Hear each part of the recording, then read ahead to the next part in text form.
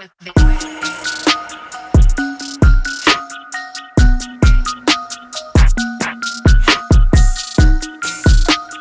up, what up, what up, internet? Who you are, where you be, where you at, what you see. This is your favorite podcast, Pop Cult Parent, and we got something really special for y'all tonight. We got to go back, a rewatch to a holiday classic. This movie has turned 30 years old this year. We're going to watch, or well, we have watched, but we're going to talk about what we watched was Home Alone 2, Lost in New York, starring Kevin McAllister. Yes, sir. Yes, sir. I am one of your hosts, Mark M.F. Jones, and I'm joined by... This is Niels R.Y., a.k.a. Get on your knees and tell me that you love me.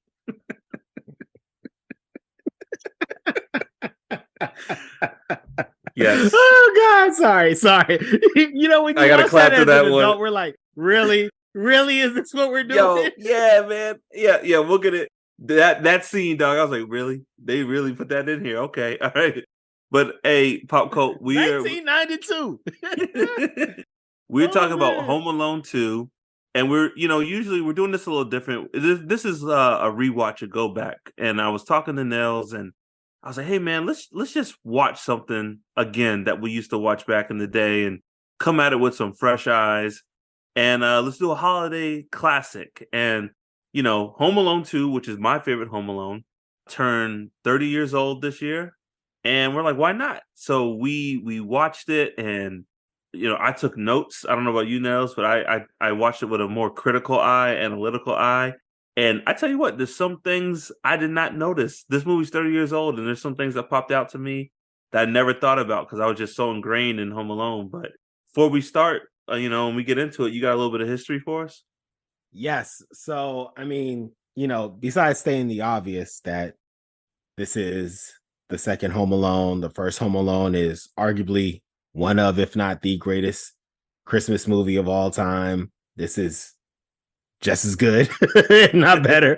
Not better. Okay, yeah. It is starred by Macaulay Culkin in, the era of time where he dominated.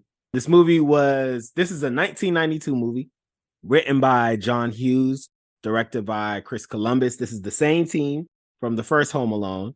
This movie, Mark, I don't know if you noticed, this movie made $359 million worldwide. Jeez. It was the third highest grossing movie that year. Do you know what beat Home Alone? In 92? In 92. Man, 92. Give me what genre was it? Disney. Disney has Beauty and the Beast. Beauty and the Beast was the year after, I believe. It was Aladdin. Aladdin was the highest grossing movie. Okay. And the second one, The Bodyguard. And for those of you who are like, The Bodyguard, why was The Bodyguard the second highest grossing movie? Because the Bodyguard soundtrack, the soundtrack, was arguably the greatest movie soundtrack of People all time. went to go see the soundtrack. They're like, oh, there's a movie to the soundtrack. Yes, y'all. In case you forgot how big of a deal Whitney Houston was, the soundtrack was a Whitney Houston album, and it was one of the greatest selling albums of all time. So yes, that's why Home Alone 2 was the third highest grossing movie that year. Man, that's a lot of money, man. Even nowadays, that's a lot of money. Yeah, exactly. And this is 92 money. So I think it goes without saying though, Mark, but just saying this now, if Home Alone, if this movie came out now and made this much money, we'll be talking about there being a minimum of 6 Home Alone movies. Dog, there would be a Home Alone cinematic universe. There'd be Home Alone prequels to explain where Kevin gets his trap gene from. We learn about Marv and Harry when they were in high school. The Marv and Harry prequel. The first thing robbery they stole. Yeah. It tie into MacGyver somehow. Yes. Facts. Yeah. Did I tell you my theory that I think Kevin McAllister grew up to be MacGyver? No. That's your it's not yes, bad. Sir. It's not yes, bad. Sir. I have thought many a times about what Kevin McAllister turns into. Even though yes. Even though MacGyver is older than Home Alone, but let me throw you. He Kevin McAllister, right, turns into the guy from Quantum Leap, and then Which he one? The Quantum Leaper or the machine guy with the she thing? what is that guy's name? But anyway, he quantum leaps into Kevin, and Kevin then becomes MacGyver. There you go, retrofit. Oh. I don't know if that even works. I see what you did there. Or what I You just tried had to to do. tie another late 80s, early 90s thing in there. Yeah. Anyways, that's the history of Home Alone 2. John Hughes, another piece of his arsenal of his catalog that just shows how nasty this man was in the 80s and 90s. Yeah. Like, he was the equivalent of what Disney is now. He pretty much had your childhood by the balls. Like, he just held your childhood. Like, yes, if you have a childhood, then you love one of my movies. So yeah, he was good at this, John man. Hughes. He was good at making like across the board films that kind of hit multiple demographics, and he kind of knew how to capture childhood and adolescence. You know, because a lot of actors don't, not actors, writers, producers don't know how to do that. It's like, you know, you get those, you've seen it, especially nowadays. We get kids all talking like they're 30-year-old people. It's like, yeah, but kids don't talk like that. Have you been near a group of kids? Like it's the worst thing you'll hear in your life. Yes. Like it don't sound like a bunch of 30-year-olds talking to each other.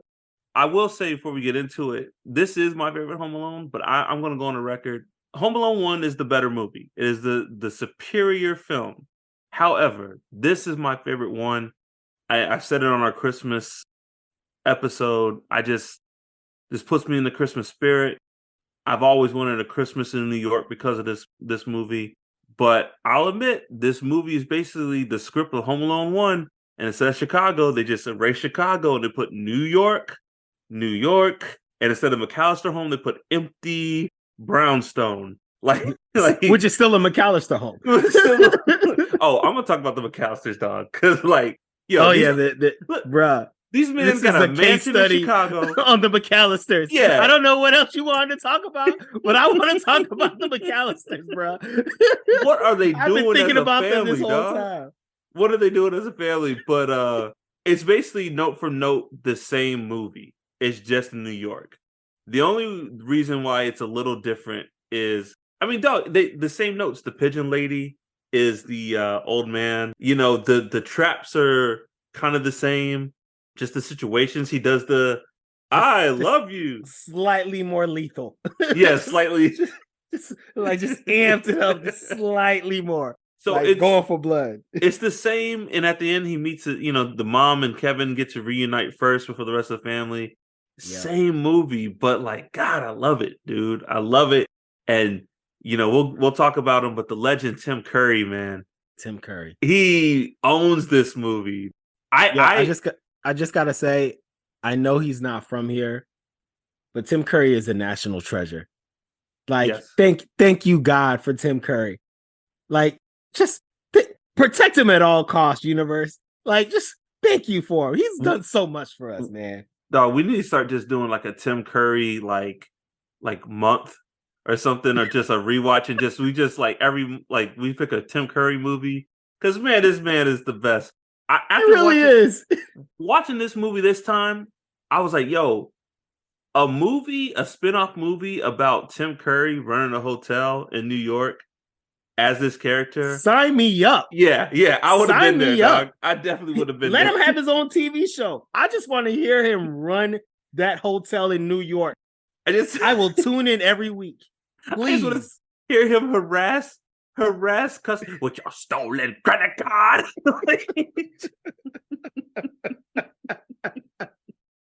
Oh God. Oh man. And but also like another shout out to Tim Curry. Like, come on, bro. This is 92. Tim Curry at this point had already done Clue. I think he had just finished it. Of course, Rocky Horror Picture Show came out. He did not need to sign up for like the equivalent of 15 minutes in a Home Alone movie. In a Home Alone movie, like, yeah, he didn't have to do this. Nah, he didn't have to do this at all. But he did, and he still was Tim Curry. Like he didn't seal it. He came through and was like, "No, I'm gonna give you some quality Tim Curry." I'm gonna go on the record here. Marv and Harry are great in this movie. The traps and stuff is they're really funny. This movie isn't the classic that it is without Tim Curry. You take Tim Curry out of this movie, I think this movie is okay. It's an okay movie. I don't even know what this movie is without Tim Curry. It is a bad sequel. Yeah, no, it's it's a bad sequel it's a bad without sequel. Tim Curry. We Wow, get a little no pressure. we That's get a a little lot of ahead weight of you put on Tim ourselves. Curry, man. But you want to like kind of go from the top because like when I rewatched, I just saw some things and noticed some things, and it just made me laugh. But what starting this movie, rewatching this movie, what kind of feelings were you getting, and what did you notice in the beginning? Buzz, I think when you like look at Wikipedia, you see that Buzz becomes a police officer later on in life. But yo, could have fooled me. That man could have been a lawyer, man. When he had his head against the fireplace. Nah, dog. Like, Yeah, ladies yeah, and gentlemen, I was like, yeah, man. bro. No, I'm glad you brought up Buzz. I don't know. I see Buzz turned out. Buzz was at the Capitol on January 6th. That's all I'm going to say. That's all I'm going to say about Buzz. He was there. Bart, right? Come on, dog. But, dog. Buzz was there. And I guarantee Mr. McAllister. It doesn't help that his name is Buzz. and Uncle Frank was probably going to go there, but chickened out. That's for damn sure. Uncle Frank was probably that's going to be there. No question. Bro, he probably paid for Buzz's flight there. Yeah. He's like, you get him for me. You get him for me, Buzz. But man, I'm glad you brought that up, man, because as a kid, right, I was like, why aren't they listening to Kevin? Like, Buzz is stupid. But then even as an adult, I'm like, yeah, y'all are like, he's clearly lying. He like y'all and Kevin's mom's like, oh, that's so nice, Buzz. Thank you, Buzz. Or Bud, I'm calling Bud.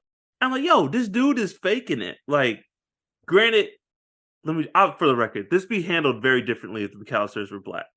I don't know what this Mark. Oh, but Nels, I don't know. Everything would be handled very differently if they were black. There wouldn't be a Home Alone 2 if they were black. Why would they be flying to Florida if they were black? Like, what do you mean? Bruh, no sequel. One of the parents were black. I mean, no sequel would be different. Yo, but like, dog, what is this family gathering punishment with all the extended family? I was like, wait a minute, the whole family's here? And they're all like, all right, Kevin, you gonna apologize to all of us? Bruh, I feel like if that was my parent, you know what I was thinking? You ever went and visit extended family and the kids are playing and someone gets in trouble and then they just disappear? The parent takes them away and they just disappear, and you guys don't talk about him like it took them and you don't exist anymore. And when they come back, they are on their best behavior. Or they are silent. When they appear from the darkness, and you never know when. You never know what's gonna happen. Sometimes they just show up at breakfast and they're quiet as hell. And then when the parents are gone, all they do is mutter. Like, like they just mutter. But they're on their best behavior for the rest of the and that's the rule. Yes. You don't bring it up. It's like Fight Club. Nope. You don't talk about it. They come up and they wiping their eyes and then what do? You're like, you just give them the controller. You want to play? It's your turn. You can play next. And they only say things. You can play next. Yes. And then you try to be all night. Oh, you're doing really good, man. You're doing so good. And you know why we're nice? Because we know that if we got in trouble after that kid got in trouble, we're gonna get it twice as worse. Yeah. So the whole family punishment threw me off. But let me ask you something. As a parent now watching this, how would you have handled that? Like, yes, Kevin caused all that chain reaction, but I feel like now as a parent, I would have been more on Bud than I would have been Kevin. Bud's the brother looked like he's 18. I don't know if he's supposed to be 14, 15, but like you messing with your 8, I don't know how old Kevin's supposed to be, 8, 9-year-old little brother. Like he's going to react like a little kid. And you did this in front of all these people. Like, you should have known better. I don't know. How would you have reacted? That's a great question, Mark, because like Kevin's the baby in the family. Well, at least from that like immediate family. Yeah. Kevin's the baby, and the babies have special rules, but it has clearly been shown in these two movies that Kevin is a genius, right? Like he is clearly smart and mature for a now 10-year-old. Yeah. And so I have like more expectations for my 10-year-old genius kid. And your brother's gonna try to piss you off. Like Buzz is a degenerate. Like that, Kevin.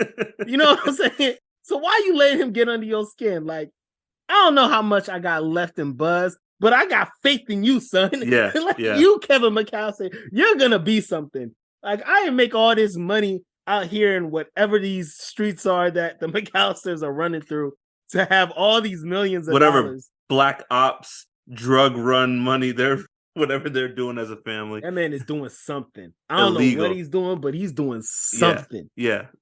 Which is another another observation that I have for the McAllisters. But like, nah, man, like I'm not coming at Kevin like that. Like not in public anyway. Like I'll definitely have a one-on-one combo with him. Like, Kevin, your brother, you can't do that. Yeah. Now go hang out in this place by yourself for a couple hours and make sure you are in the car when we leave to go to Florida, whatever. Why are you going on a family trip? Anyways, I feel like with Bud, I would have handled that like a old Southern dad. I would be like, Bud, come here. We would have went to the garage and I think it's Buzz. Isn't it Buzz? Yeah, it's Buzz. Buzz, I would have thrown him some boxing gloves. Like, you a big man? You a big man, Buzz? You want to pick your little brother? At first he's like, you know what? I'm big enough now. And so he puts the boxing gloves on. He's like, you know what, Dad? I'm big enough now. I ain't scared no more. And then that first hit, and then you just take your gloves off. Yeah. You apologize to your brother. You apologize to your mother. Come have dinner. You just walk out the. You just leave him there.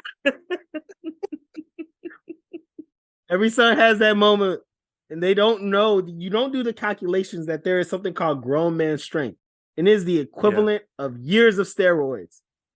Like every son has that moment, and you learn. Yeah. Oh man, yeah, that's funny. But yeah, man, and so when we're taking the trip, right, and the McAllisters wake up late, but I was just thinking when they're coming out the door, right, and they're doing the head count, and she's like, the mom's like, 1, 2, 3, 4, 7 McAllisters. I was like, wait, 14 plane tickets during the holiday season? Even in 1992, dog, that's a grip. That's a lot of money. To Florida. And he's paying for the Chicago. whole family. To Florida from Chicago, the most expensive state to travel to. From Chicago. Now, granted, a lot of people aren't traveling like what, 1 or 2 days before Christmas. I think they typically travel before. Actually, I don't know, because I don't go on like across the country trips for Christmas. Yeah, for Christmas. But yeah, I don't know that. Yeah, that's a lot of tickets, man. That's a lot of tickets. They're rich. They're rich, Mark. The brother of the McAllister is in Paris for Christmas, while his New York brownstone is being renovated. Yeah. Didn't that tell you enough about the income that this family has? They have to be old money. No, there's another cut of this movie where like Kevin's dad's like, I'll be right back, and he gets on the phone, and Gus from Breaking Bad like picks up on the other end or something. Like it makes no sense. And come on, man. So the McAllister mom and dad, they're boomers. We know how it was back in the day for boomers. You could be a janitor and buy a house because that's the way it was in America. You know what I mean? But like Yes. this dude's got money. Like long money. Long money. Yes. They must have discovered Chicago. That is like the McAllisters must have just discovered Chicago. There is a McAllister Street. Yeah, yeah. Like there is a neighborhood called McAllister. There's a McAllister Bridge.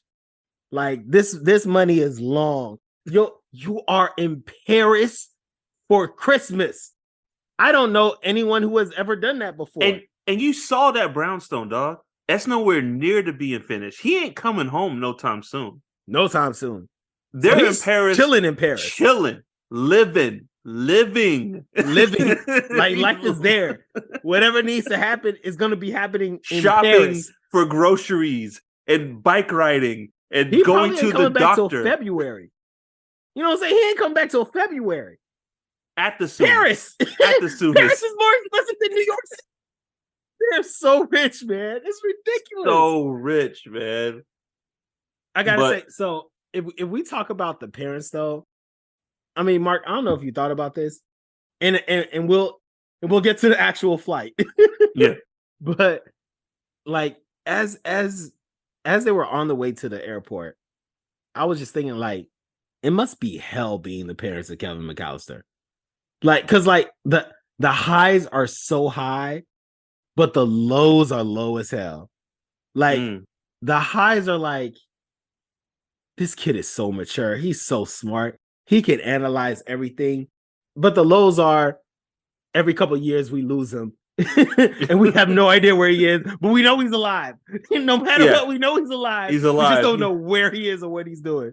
They're really handling the fact that they lost their kid at an international airport. And they're like, well, we do this every year.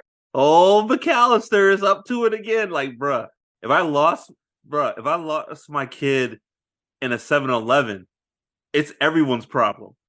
It's everybody's problem, dog. You know? And they're like, well, I guess we'll go to the police. I guess we'll go to the police and fill out a report and look for Kevin. Like, yo, if I lost one of my kids in my own house, it's a problem. Yeah. It's a problem. Yeah. You know, when let alone any of these other places, please. Come on. You know when your kids are like playing hide and seek and they hide a little too well, and that little bit of panic sips in, not full blown, but like, all right, before I start freaking out, let me just look a little bit faster, a little bit harder, start throwing things around, start moving cushions. just a little bit of an adrenaline rush. Yeah. Like they don't even just get a little bit of a heartbeat going on. Like, all right, come on out now. Game's over. Game's over. Daddy's not playing anymore. Game's over. Like, you won. Good job. Good ice job, cream. I got ice cream. Yeah, you always give us some type of sweet. Who wants ice cream? You want a lollipop? You want your lollipop? Come on out. Yeah. Yep. They don't even have that, dog. But dude, one thing, did this rush to the airport remind you of anything? The first movie? Really? It didn't remind you of nothing else? Because you know what it reminded me of? Are you talking about Miami? You and me in Miami, dog. Pop Cult, let me tell you something. Hold on. It looked just like that. Nope, dog.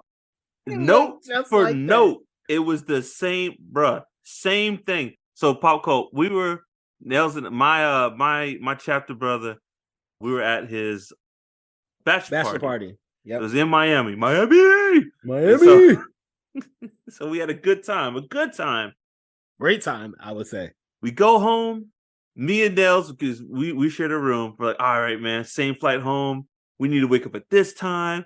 You know, we don't have to rush, get some breakfast, you know, get on a flight. Easy peasy. Pop Cult, I'm telling you. And it was both of us. So like we had no concern because we're both responsible. Like we're gonna get there on time. It's not a problem. I'm telling you, Pop Cult, note from note, it was like the McAllisters. Like we woke up and I remember I woke up and I looked at the clock and I yelled at you. I was like, Nels, it's whatever. I'm just gonna say a time. I was like, Nels, it's 11:50. And you just get up. You're like, it's 11:50. I was like, yes. And we both just get up and start going at it, just like getting our stuff together, rushing. Like, I'm not exaggerating. We had I think we had like an hour tops If Max. that, max. Max. I think it was a little under an hour. Yeah, it was at that point, it was probably like 59 minutes when you said we have to, and like mind you, we were like a 20-minute drive from 20-minute drive from the airport, still got to go through security, a pre-Uber world. So we had to call a taxi to come get us. Bruh, same. I was like, yo, this is shot for shot exactly what happened to us. Running through the airport, running through security, getting on the plane, and everyone else is seated. Yes. It's the same. Yo, I remember, and when we talked to your chapter, bruh, right before he left, and we told him the time of our flight, he just looked at us and said, good luck. He's good luck. And he went right back to bed. Right back to bed. Sleep. Oh my God. Yo, but that's how you know there's a God. We made it. Because there is no way we should have made that flight, Mark. I was to this day, I still don't know how we did it, dog. It was like we're here. Let us on the plane. Here's our tickets. And like we get on there, everyone else is seated, buckled up. Not like getting their stuff together. Everyone is seated, ready for the plane to take off. And we like they were about to go over the safety instructions. Like as soon as we sat down, they started reversing the plane. Like we were the last ones on the plane. And I thought that just made me laugh so hard watching this. I was like, man, that was me and Nels, note for note. But so would you give your son your bag with your passport with your plane ticket with thousands of dollars and your wallet would have your credit card? Because that's another tick for the McAllisters, right? But hey, when you work for Gus Dufresne and you make millions of dollars, you're like, whatever, Kevin, hold my $1,000. We'll just get more money, Kevin. Whatever. Who cares? Like, and then here's just another thing. Like, I have to remind us, but also you, Pop Cult. Kevin McAllister is the baby in the family. My baby, my family. I barely let him walk 4 steps without holding my hand. Now, granted, I know I might feel differently when he's 10, but he's still gonna be my baby. You know what I'm saying? So you just gonna rush somewhere and have the baby not be in arm's length for you at any period of time? I don't care. Keep up with me in this international airport. Hurry up. Chop, chop. Dog, there's no scenario where I'm giving a 10-year-old a plane ticket to anything. To anything. A fake plane ticket. Yeah, a ticket to anything. Tickets. Don't matter. It could be a ticket to the fair. I'm not giving a 10-year-old the tickets. I might not even get it. Like, look, I might not even give you money for a vending machine. I don't even know if I can trust you with that. But let me ask you something, man. How much of that is negligence, and how much of that is we live in a pre-9/11 world right now? That's a really good question, Mark. Because that's a really good question. Airports, I'm going with negligence. We're like the Wild Wild West before 9/11, dog. You could just walk into an airport and look out the window, walk up to the gate, ask the teller what's going on. What time did this plane leave? Like, it was a different time, dog. And this movie only happens in a pre-9/11 world. Well, like you said, airports, it was easier to get on a plane than get on a Greyhound bus. Like, airports were just different back in the day, man. You could smoke. You could smoke, have a drink. I mean, they were pitching the butts of the flight attendants. Like, it was a different time back in the day, man. Dog, I want to say you could go on the plane and help people get on the plane back in the day. Am I making that up? Bruh, it's been so long. It's been so long. I don't even remember. I remember one time, I just remember folks walking around, laughing, yelling, having a good time when I was on a flight to LA and I was like 10, 12. And I was like, oh, this is like a party over here. Like, do that now. See what happens. Yeah. See what happens. You're going to get tackled down the aisle. Man. It's a different world. But and so can I also say another thing? Yeah. This man is on a plane and at no point, even they were already in the air, and Kevin is like, I don't see any of the 14 people in my family on this flight until he is in the air. Like, I know you're smart, Kevin McAllister.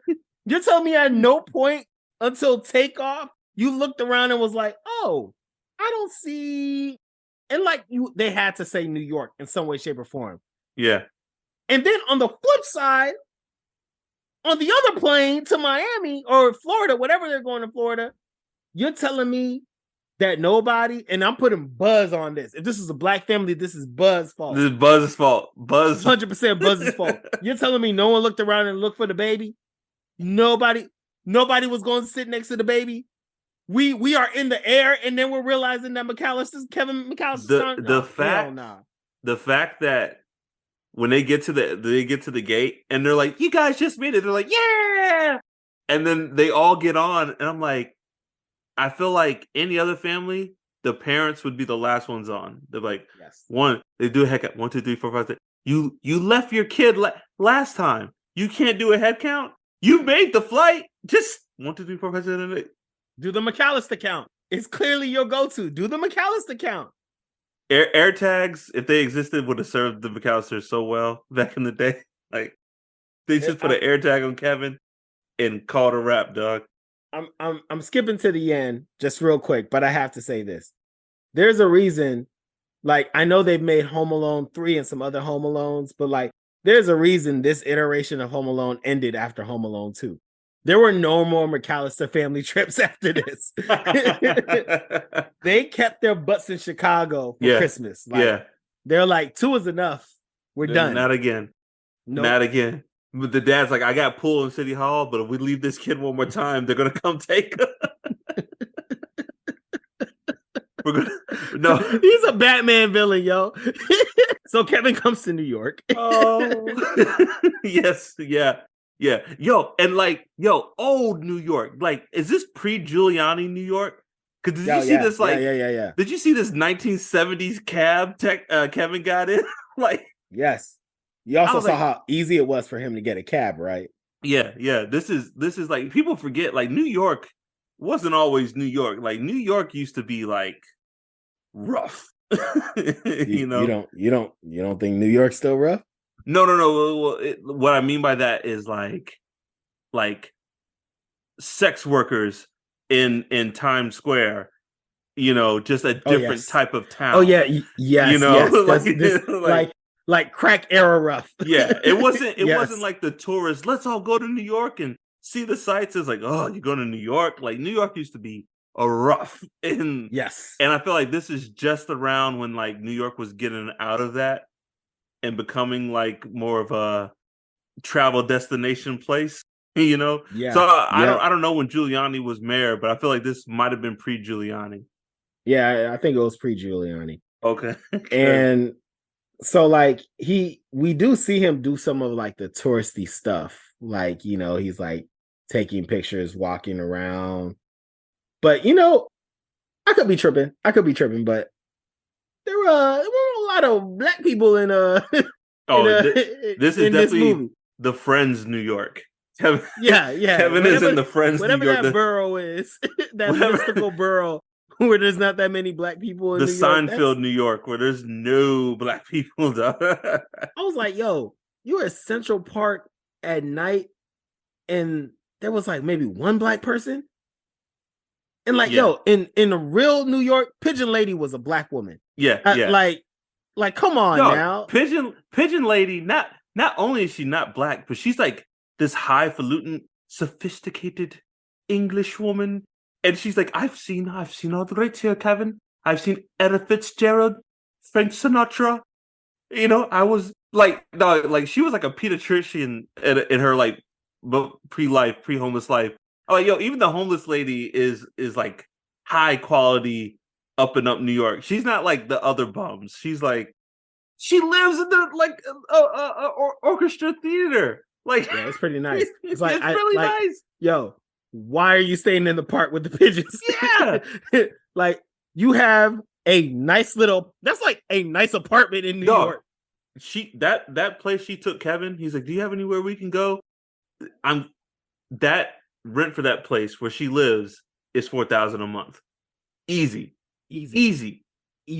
And you know what? They will say, and the acoustics are phenomenal. That's an extra $1,000. And it's huge. And she's like, this is where I live with my poor pigeons. And we're like, oh, poor pigeon lady. Meanwhile, 2022 people are like, yo, I'd live there happily. Happily. Please. It's rent controlled. It's got central air. Please. House trained pigeons? Please. daily Sign orchestra up. concerts with Frank Sinatra and Ella Fitzgerald. Sign me up. Sign me up, no problem. I would gladly a few live blocks up there. away from Central Park. Because this is a little kid. So they had to walk there. It was probably no problem. And Central Park's across the street. I think I'll be okay.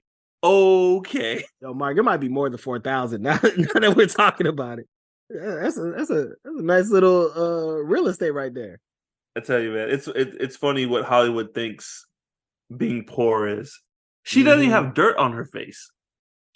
Pigeons are all over her body, and her face isn't even dirty. Perfect teeth, all white, perfect teeth. So let's talk about it. Let's talk about this pigeon lady real quick. So one, in real life, she'd be, black, probably from the West Indies. Like, there'd probably be an accent here or there. And then two, like, I don't know how you feel about pigeons. I actually don't know how most people feel about pigeons. But pigeons are nasty as hell. Gross, like, dog. Gross. Pigeons are flying roaches. You know what I'm saying? Yeah. Like they're nasty as hell. They're one step above rats, and they're barely there. It's just because like rats will come into your house and destroy everything. Like at least a pigeon, you could be like, shoo, get out of here. But a rat will like chase you down the hall.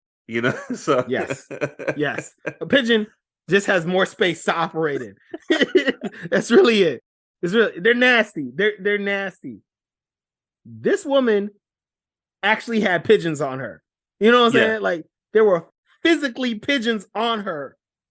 They physically had pigeons eating out of their hands for the movie. You know what I'm saying? I was like, yo, this isn't acting. They actually have pigeons. In the real world, this woman is patient zero for COVID-19. Facts. She caused the pandemic. The bird flu. It wasn't Mulan, China. It was Pigeon Lady in Central Park that caused COVID-19. Like, bruh, and like, that's nasty. That's nasty. Pigeons are nasty. The rewatching this movie, when Kevin first sees Pigeon Lady and she does that slow turn and he looks at her, he goes, sick. I was like, yeah, it is sick, Kevin. It's disgusting. And you don't go anywhere near that lady. Kevin is my kid. I'm like, look, Kevin, it's not nice to look at people unless you, but let me tell you something. Don't you go anywhere near that pigeon lady, all right? But yeah, no, Kevin, listen to me. You don't take anything from that lady. You don't just keep walking. Just keep walking, Kevin. How much you think they pay that Irish lady to have all those pigeons on her? Because here's the thing. Those are like clean Hollywood doves. Says who? Says who? Dog, this is a Christopher Columbus movie. Those are trained doves that like like get fed like the freshest seeds with hints of lemon and mint. Like I'm telling you, dog. Like they blew a whistle and all those pigeons, quote unquote, like went into their cage like that. Yeah, but they were really in New York. They're really in New York. You gonna just have some trained pigeons? You're like, at least one pigeon got in there. Yeah, you know what I'm saying? One pigeon. Look. Think about this, Mark. Look, and this is terrible. What I'm about to say, this is terrible, but I'm gonna say it anyway. You've ever been somewhere where it's been like, a fashionable type of event for Black people, and then you get like a hood Black person just like peeking around the corner and be like, oh, what y'all got going on over here? Yeah. Let me just slide up in here until someone kicks me out. You know what I'm saying? Is that what that one pigeon did? That's what that one pigeon is. He's like, hold up. Y'all just getting fed over here? Oh, hold up. Are these nice, clean white people? He's like, just slide over what here. Happened? You know what happened? They're on set and they're feeding these pigeons. And the one real pigeon from New York is like, hey, hold up, dog. Don't get too close to those people, man. Hold up. Are they just feeding y'all? Oh, let me slide. Oh, hold on. Excuse me. Let me just slide up in here. What y'all doing in here? Acting ignorant. I'm telling you. So you can't tell me, nah, man. That's and the one acting pigeon is like, I think you need to check in with studio. Yeah. I'll get to that. What y'all doing? Y'all just chilling on this lady for a couple hours a day?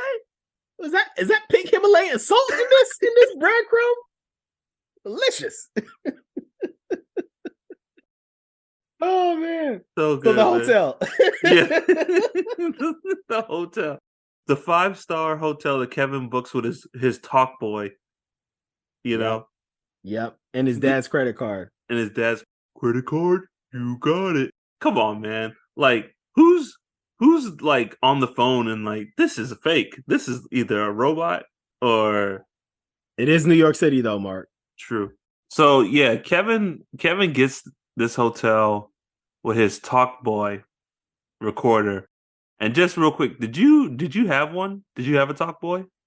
Oh man, this might be a false memory, but I feel like I did, or I might have had like the Walmart version of it, the Kmart version, more Now, accurately. okay, now do you remember there was the Yak Back? You remember that? Oh yeah. Oh, I remember Okay. those commercials because they Yeah, came yeah, on during Power Rangers. yeah. So there's the Talk Yes. Boy, and that's what kids who have parents like the McAllisters had, and everyone else got a Yak Back. Yep. But So that's probably what I had then. I heard an interesting fact about the Talk Boy that like they sold out so quickly that they pulled their commercials for them because they couldn't meet demand. Do you know how ridiculous that is? Yeah, I have never heard like that defies economics yeah. as a like a they're like the entire concept of supply and demand. They're like, we can no longer meet demand. Like that Because is we ain't not got the how supply. economics work. So so don't ask. That was basically the market. Like, don't ask. We ain't got them. We out. We All ain't got right. them. That But is wild. I'd have a talk boy, but I had a talk boy pen. You remember the talk boy pen? I do remember the Talk Boy I had a pen. talk Yeah, boy pen. I think I did too. I got it for my birthday. I thought it was the coolest thing. It was the coolest It thing I must have been owned cheaper. yeah, it was definitely cheaper than Talk Boy, but it was the coolest thing I owned for like a couple years of my life. I loved it. Loved Did that you know pen. how to use it and like actually have fun with Well, it? here's the thing. The movie Home Alone 2 makes the concept of having a recording device make it looks like you could do a lot more than you could. There's not a lot you can do with a recording. Kevin is recording everything at the right place at the right time, at the right pitch, not picking up any other outside sound, very isolated voiceover. Like, Yeah, it don't work like that.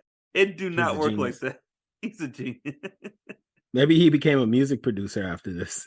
He must have, because I'm telling you, the sound that he gets with this little microphone, you know, it's pretty crystal clear. But he gets the hotel with his dad's credit card, and I'm not gonna lie, he's got a pretty good scheme here. You know, he calls, says that dad, picking up he's getting the hotel, dropping off his son, gives him the credit card. Like, It makes complete sense to me. kind of fall, and especially in the '90s. Like nowadays, this wouldn't fly. But in the night, I was 90s, thinking, absolutely. when this movie made me realize in the '90s, as long as you weren't killing a kid, there's not everything was pretty cool. As long as you weren't like on the street, like physically murdering this child, people are like, it's a kid. He's I, fine. He'll I have to say this because at this point it's obligatory to say it here at Paul Called Parent, but it was the 90s. You had to be there. You had to be there, dog. Yeah, You had like to be there. there was our thoughts of safety was just very different. You know We what I'm saying? we were the last generation that our safety wasn't the biggest concern. As long as we were alive, as long as the kid was breathing, we're like, I'll be all right. In And fact, they encouraged us to go exploring. yeah, get They're out the like, house. go, Go. go, Get go out. do things and don't come back. Stay outside. You know what I'm saying? Like people don't do that nowadays. I will say though, looking at Kevin's hotel stay in this hotel, as a grown up, this is how you do it. Oh This is how yeah. you join a hotel. You go to the pool, you get you some room service. You know what I'm saying? Like You watch movies that you can't watch around other people. this is Yes. how you do it. He's got the right idea here. And I know we can't move on without saying of course, 45 makes his cameo. But this was back in the day where we actually appreciated the The quirkiness novelty, yeah, of Mr. Trump. yeah. So you know what the It's like, deal is. we all did the Leo DiCaprio. Hey, hey, hey! You know. I remember my dad took me to see this movie when I was a kid, but I remember watching it at home with my parents, both of them. I remember my mom doing it. Oh, Donald Trump! It's Donald Trump! And I was like, "Who's Donald Trump?" You know, he's like, he's a businessman, a shrewd businessman. And like, little did we know, that he was we didn't know Kevin, he's a shrewd businessman. Kevin should have set a trap. Got that right then and there. Kevin should have made traps right. I come from the future. He should have started throwing bricks right then and there. They're like, what are you doing? You don't understand. You don't understand. It's for all of us. Tim Curry and Rob Schneider like holding Kevin down. You don't understand. He's a madman. Cut to Kevin in a prison cell being interrogated. You'll see. You'll see. And then you'll come back begging for me to help you. You'll see. Cut to Kevin being interrogated like Kyle Reese. You don't understand. I have to get out of here. On the left side of the fence.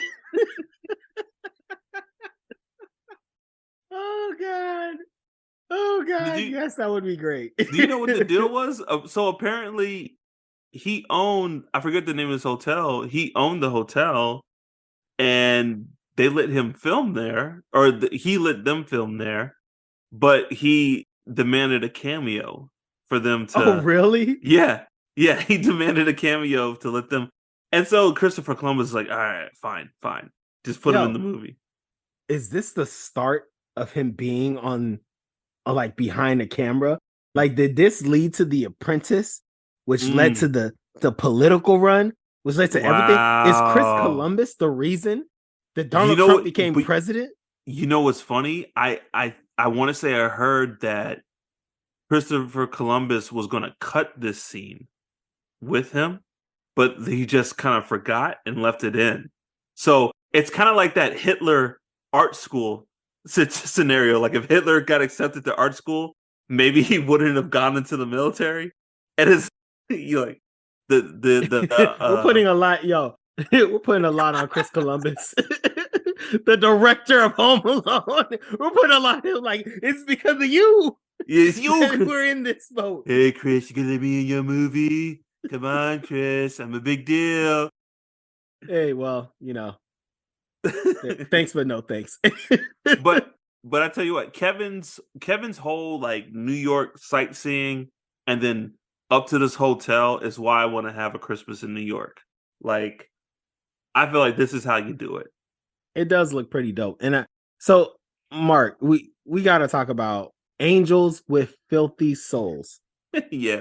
Do you know how long I thought this was an actual real movie? Yeah, I'm with you, dog. I'm with you. I think it was when up until we did our top 5 Christmas movies, when I was like, I just like looked at Home Alone again and I was like, oh yeah, what was that old school movie?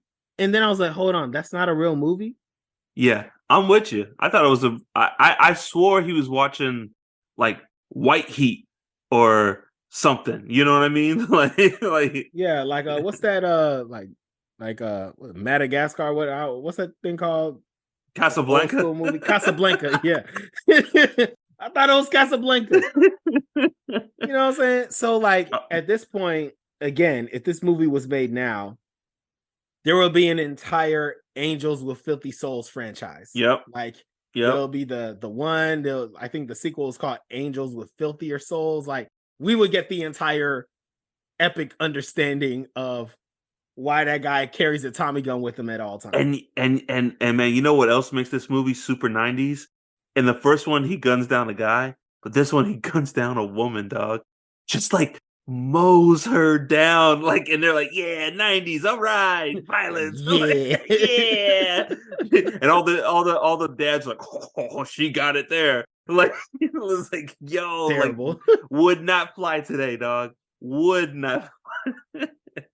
Yeah, that definitely wouldn't happen.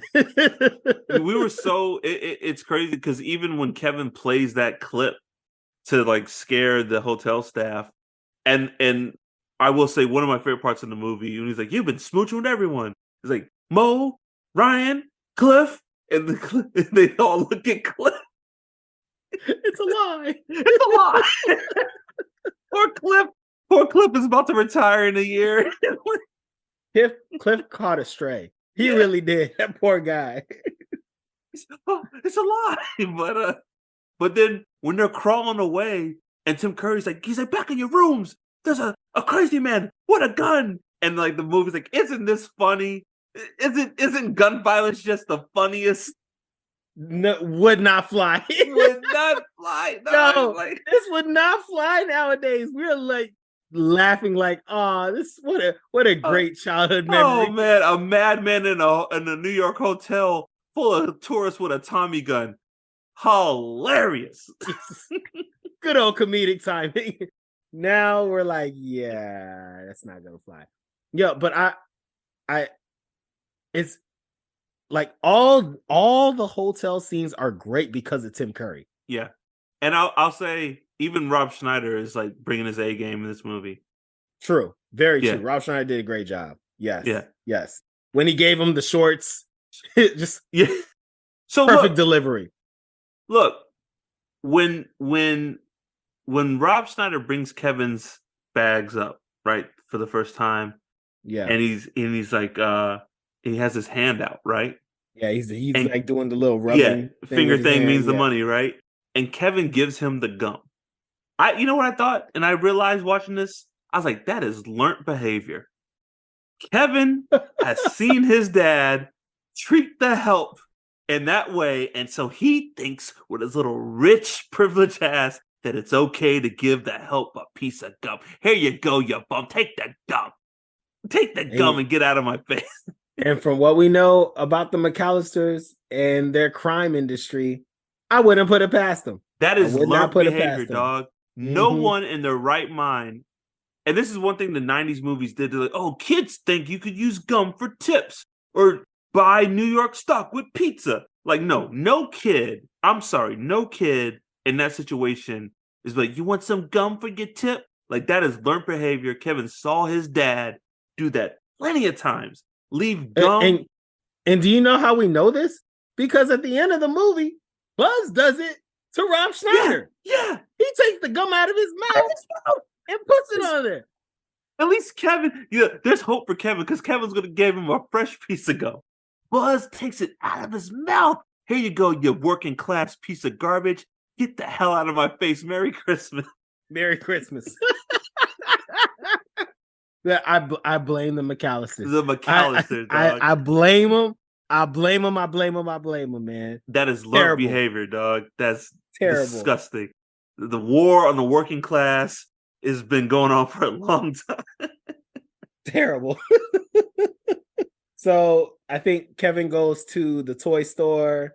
Yes. Meets Mr. Duncan, gets the turtle doves, and I think that's when we see the return of the bandits. They're now the sticky bandits. Marv and Harry show up a little bit earlier before that, but they're doing the kind of like they bump into Kevin in the street. Yeah, because Harry bumps into Kevin, and he's like, "I thought I saw something," and I'm not gonna lie, man, they're great.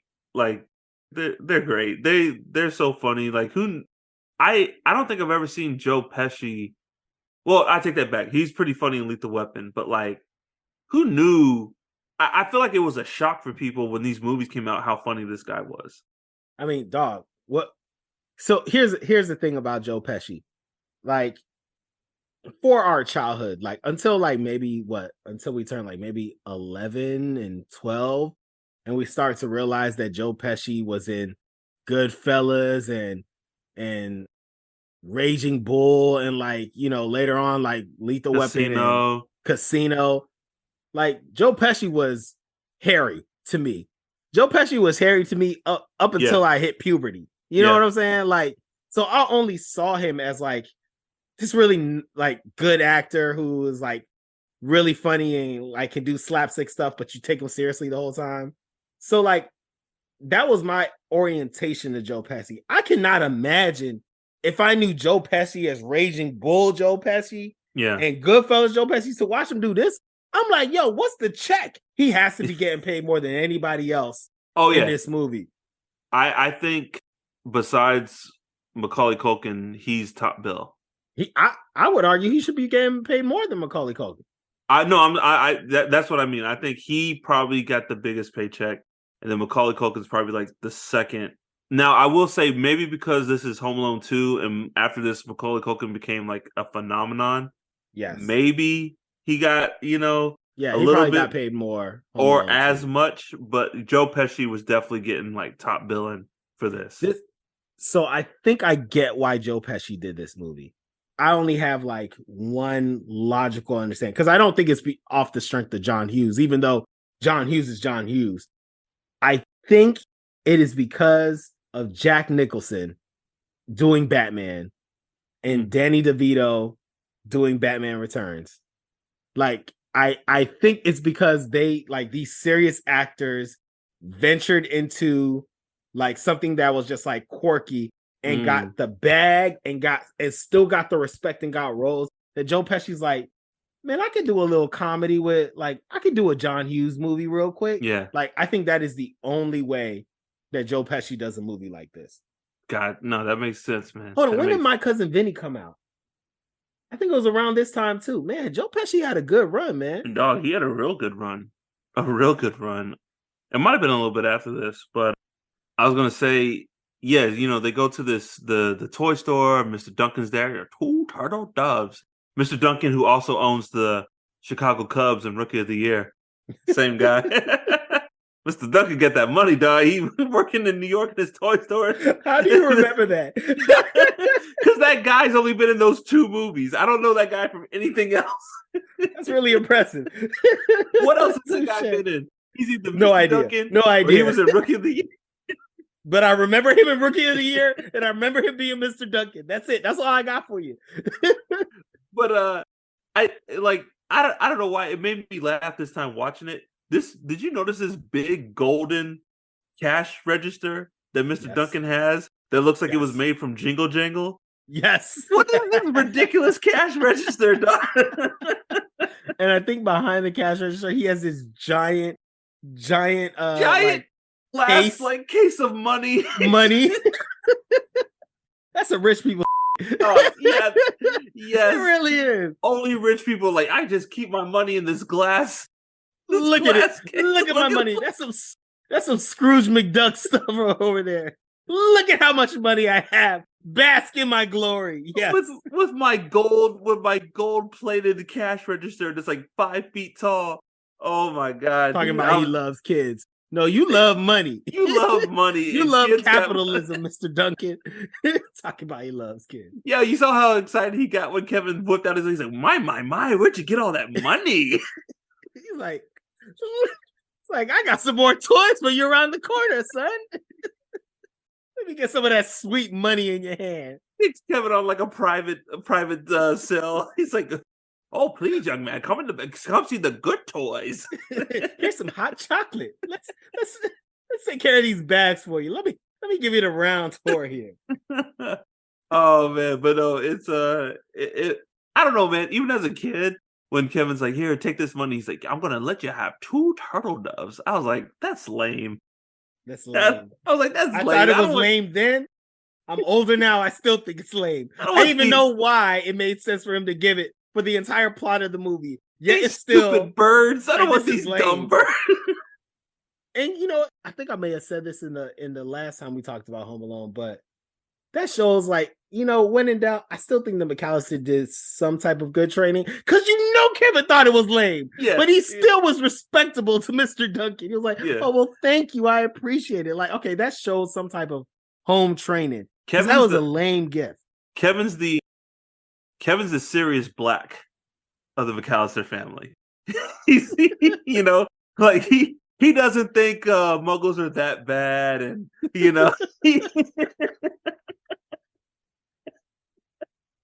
Oh god, he's a black sheep with good training.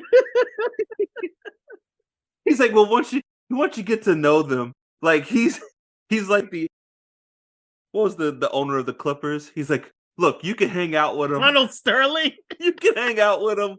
You can be friends with him. You compare Donald Sterling to the McAllisters. Look, Kevin, you can be friends with him. Oh god, You can hang out with him, Kevin. this is why you listen to Pop Cult Parent, ladies and gentlemen. Oh my goodness! Wow. Yes. Okay. Oh man. Sure. Why not? But he gets his turtle my doves from Mr. Duncan, and he's on his way. And then he finally runs into Marv and Harry, who, Yeah. I'm not gonna lie, not a bad plan, right? Like it's a good plan. You hold up shop in a toy store. It's the 90s. Everyone's dealing with cash, and then you walk out. I was like, "Yo, pretty good plan." Yeah, the plan was sound. I actually had, like, even I would argue their plan for the first Home Alone made sense. I mean, it was kind of thought through. Even but the cop stop once you realize there's a kid there. Yeah. That's when you stop. That's when you stop and you just like, all right, next house. But like, even the cop in Home Alone 1 was like, now we know what the houses you guys robbed because you flooded them all. Like, all they had to do was not flood the houses, and they could have been like, we didn't. This kid just attacked us, officer. We thought he was home alone, and he just attacked us with all his traps. Good enough lawyer could have got Harry and Marv out of Home Alone 1. It makes you wonder why Harry, who clearly is the brains of the operation, is sticking with Marv, who is consistently getting them in trouble and leaving a trail of evidence everywhere he goes. It's got to be some like Mice and Men type stuff where like Harry promised Marv's mom that he would look after him or something. That's like absolutely what it was. Like this is like some lifelong commitment he has made to someone who has passed away, that he would always watch over Marv. Oh, they're both like Vietnam vets that were like, just I don't know, they're just in the shit together in Vietnam, and like they're just things didn't work out. Marv must for have him. saved Harry's life, even though I refuse to think that these guys are not immortal. Like, I'm positive they're immortal. Oh, we'll get to that. We'll definitely get to that. But I'm not gonna lie, still genuine laugh when Marv and Harry see Kevin and like, hiya, pal. And then Kevin turns around and just one of the best screams, dog. Just like quality. And also realistic. Yeah. Like, yes, if I was Kevin McAllister and I turn around and I see the folks who were trying to kill me a year ago, I am screaming just like him. Yeah. That was like the most realistic part of this movie. It was that scream. Let me ask you this, right? And I get it. If they don't do this, we don't have a movie. But let's say it's me and you, man. We're Marv and Harry. Okay. We try to rob this kid's house. He got one over on us. We went to jail. We're out of jail. We're in New York City, and we see the same kid. Do you even approach that kid? Do we even go up to that? I'm like, Nels, look who it is. Do we even go up to that kid? I get what you're saying, Mark, but I'm gonna try to kill him. Yeah, okay. I'm gonna try to kill him. This man. Do you remember what happened in Home Alone 1? This man tried to kill me. Yeah, I'm coming for blood. Yeah. He had me in a death house. Every turn, I was getting fire or electrocuted or paint cans thrown in my head, falling from giant leaps of the air. Had to stick my whole foot in a nail. Shot me with a BB gun. Yeah. Tell me, slipped on some ice, damn near cracked all my vertebrae, and that's just off the top of the dome. I'm gonna try to kill him. Yeah. I'm gonna try to kill him and his family. I get the vengeance in you. Like, oh yeah, we're in New York City. This kid's taking a long sleep goodnight in the Hudson, and no one's ever gonna see him again. I get that, right? But then when Kevin runs away, I'm like, yo, that's it. You lost your chance. Because I'm not gonna be two grown men. I ain't running after this chasing a kid in Manhattan. Like, one, I'm not chasing a kid in Manhattan. Two, I'm not chasing that kid. Yeah, in Manhattan. This kid, like you telling me he is going to run and think. That's what got us in trouble last time. This kid running and thinking is what almost got me killed last year in Chicago. No, I'm good. That was my chance. I mean, hey, we missed it. Marv, let's just go do our thing, and then we'll get out of here. But then Kevin runs back to the hotel, and Tim Curry has checked the credit card, and it says it's stolen. What a beautiful scene with the Grinch. Yes, the Grinch and the light bulb, dog. With the Tim Curry smile that just like it perfectly fits what the Grinch is doing. Yeah. Like he's on beautiful it this cinema. One, man. He's this movie, he's really on it. There's so many subtleties in his performance that I really didn't notice till I watched with an analytical eye. Like especially when Kevin's mom, I'm gonna skip ahead a little forward, but when the McAllisters get to the hotel and they're like, well, you let him go? And like him and Rob Schneider, both of them are doing like all these little like movements with their faces that are just like perfect. But yeah, that whole thing with the Grinch. And so Kevin's like, help, these two guys are chasing me. Well, they wouldn't be have to go, stolen credit card, would you? Stolen. Yo, Tim Curry. Stolen credit card. Yo, yes. Tim Curry is on a mission. Like he's on a mission to get Kevin. He's like, security, stop that boy. like dog. It's like, yo, okay, Tim, let's look at this. This little boy maybe got the hotel out of what? Maybe a G? Maybe a G. A little less than a G. Yeah. Maybe a little a less G. than a G. Yeah. Like, is it that serious? He's like, stop that boy. He's like for what it's worth, I know it's 92 money, but it's not that bad. It's not that bad. A G? Come on now. Yo, y'all made it. Y'all made that up. Y'all made that back up. Tim Curry's on a mission. He wants to see, because you know what I think?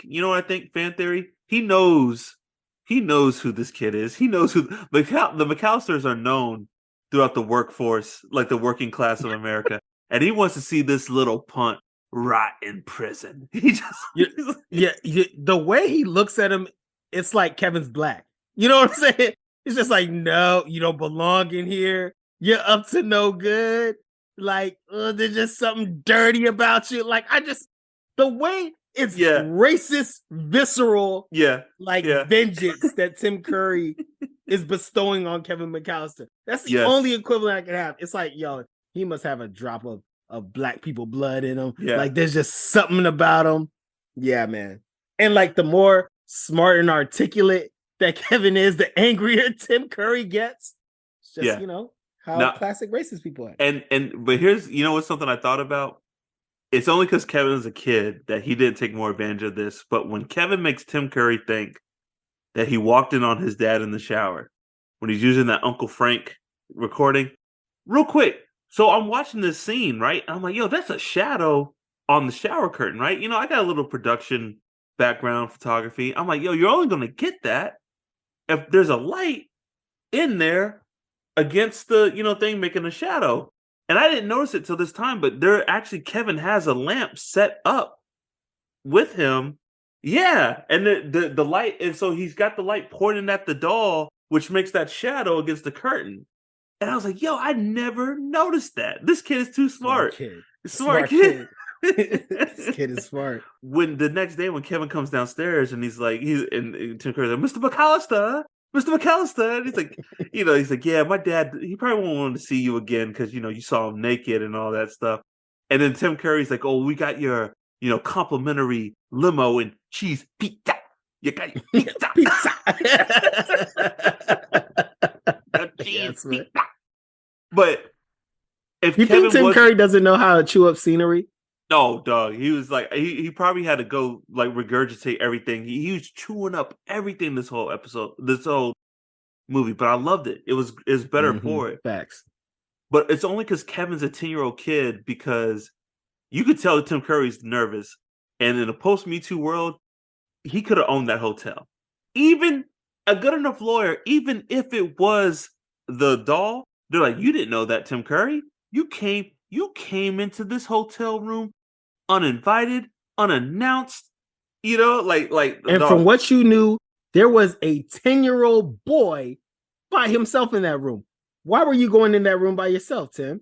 Dog, and then you heard the shower on and you proceeded to go in? What were you trying to see, Tim? bruh, it would have been a problem. It would have been a problem. Problem, dog. Problem. Channel Yes. 4, Dateline, scandal at the New York. Bruh, it would have been a problem, dog. Facts. That whole Facts. hotel would have been canceled. But, Done. Yeah. Yo, that makes even more sense why he was so nervous. Makes complete sense, man. But Kevin runs out of there. He plays the movie. Scares everyone, and he runs Angels out with filthy souls. Yes. what a terrible title to what filthy souls. Get on your knees and tell me you love me. Like, really? Yeah, Y'all man. put that line in? Yeah, man. That was pretty bad. But he gets out of there, and then he runs into Marvin Harry. They take him to Central Park, or they're gonna go to Central Park, I think. But they run into that lady. And then Kevin, everyone's Me Too in this movie. Kevin pitches that lady's butt, and then he's like, he did it. No, well, I'm not gonna lie. I kind of like, this is a pretty good move on Kevin's part, because he pitches the lady's butt. She looks at Marv, yeah, and Marv's like, hey, and she knocks the shit out of Marv.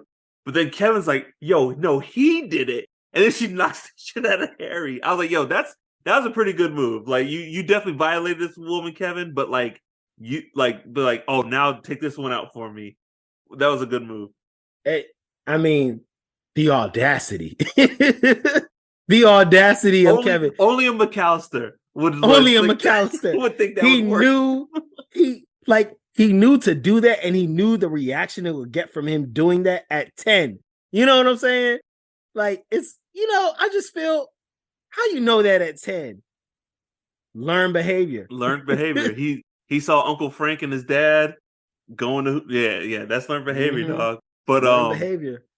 But dude, the one thing like that really got me this watch is after Kevin runs away from the hotel and he's lost, and he goes down Crime Alley, and and all these people, all the worst that New York has to offer, prostitutes, all these white people, all these white homeless people.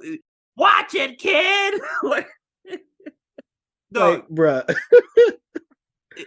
It was so bad that I seriously thought he was going to turn a corner and see Thomas and Martha Wayne get gunned down, and those pearls fall to the ground. I was like, "What New York is this, dog?" Bruh, when he got into the cab, he was like, "Yo, it's crazy out there, bruh." And the cab driver's like, "It ain't that much better in here." Had a little eye, like, I don't know if it was a glass eye or something. Yo, it was so rude of Kevin to have screamed and ran out of the taxi, but I completely understand. Because I looked at that dude and I was just like, yeah, I would. At 10 years old, I'm like, that is, again, a Batman villain. That is a Batman villain. I'm running out of here. Kevin somehow ended up in Gotham City, dog, because like it's like Crime Alley.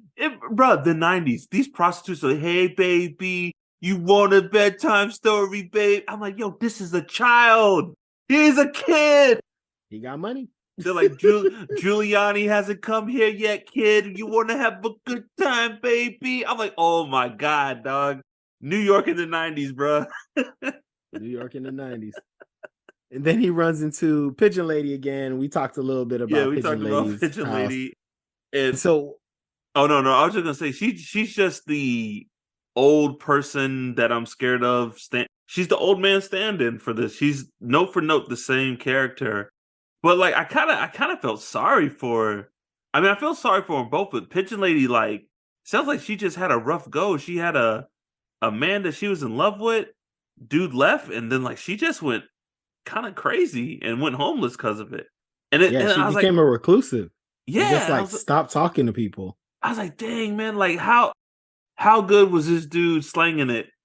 That when I had the exact same thought, Mark. I was like, yo, Buddy was putting it on her. Putting it on her. Dog. Putting in that work that she don't want to live no more. What he was changing her life. He made her feel great.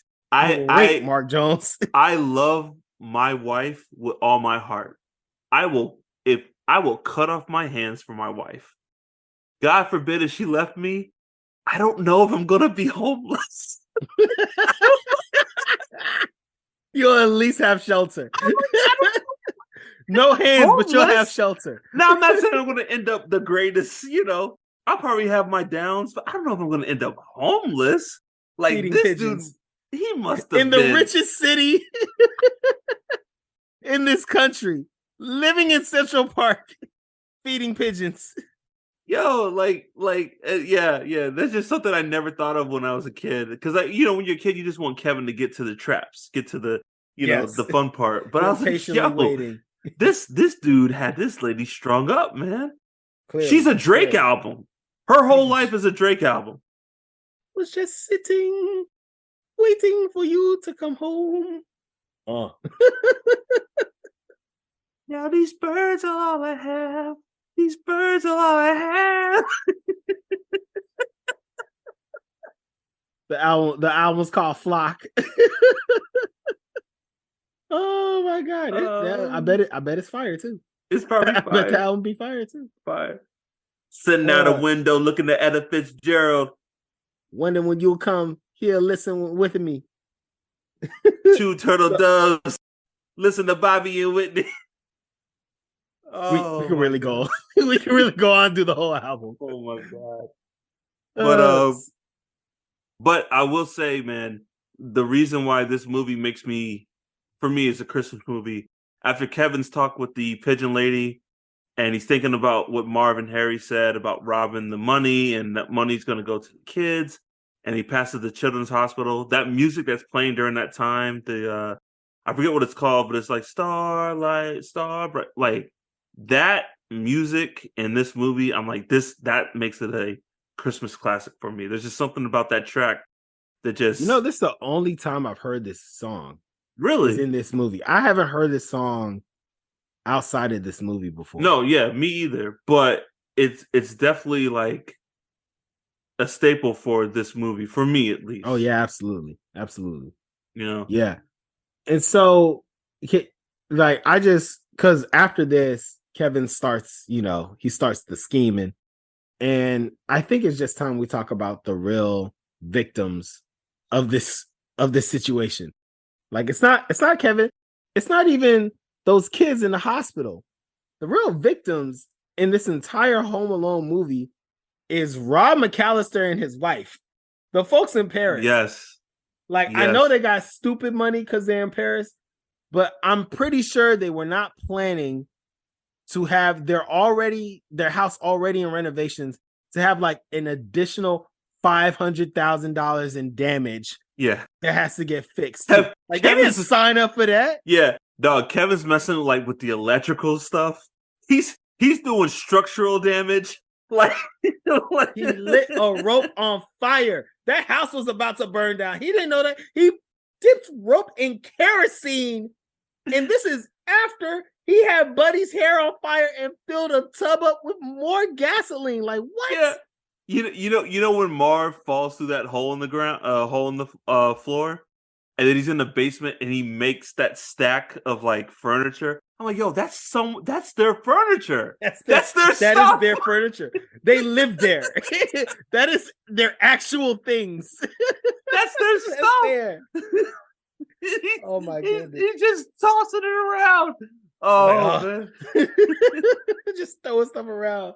Yeah, yo, man. I go back to, you and me. Let's be Marv and Harry surrogates. Dog, we're in the scenario. This kid took our picture. All right, I get it. We got to get our picture back. The first time, Nels, I get hit in the head with a brick, I'm done. I'm done. I'm like, yo, no, I don't even have to get hit with the brick. He's throwing a brick. I'm like, nah, man. You know what? Let's go get a Greyhound.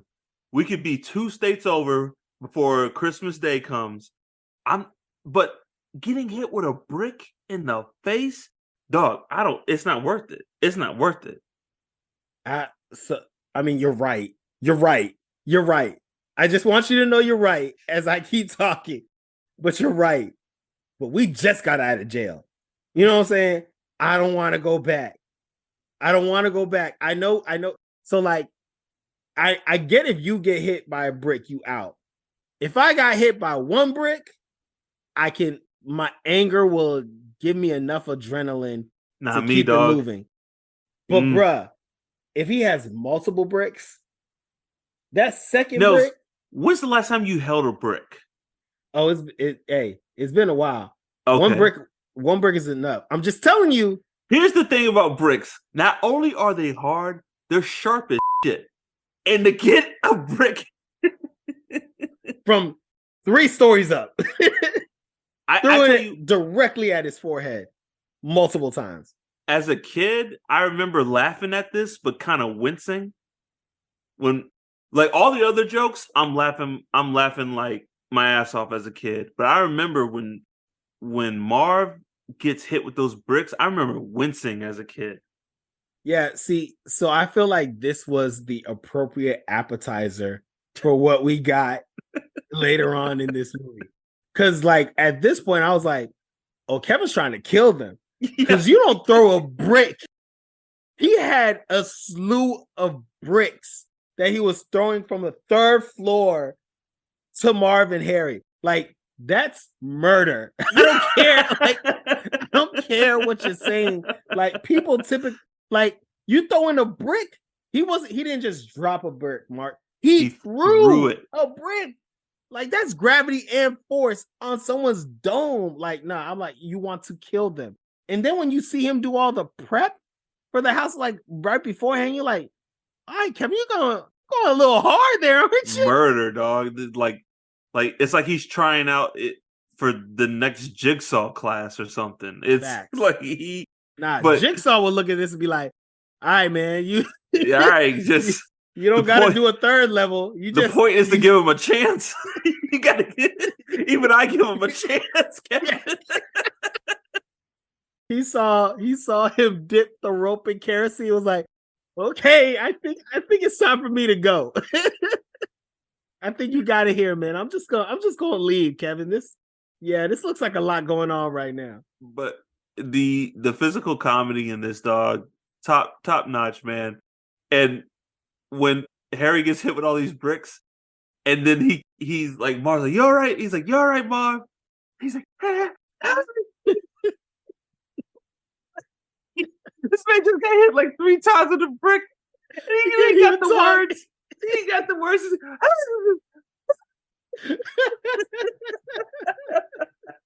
But he doesn't want him to get hit by a brick either. He genuinely wants to stop it. Oh man, so good. So like with the house, right? With and this, I'm not even gonna call it a house. This mansion, this New York mansion that the other McAllister brother has. What's some of your favorite moments in here in the house?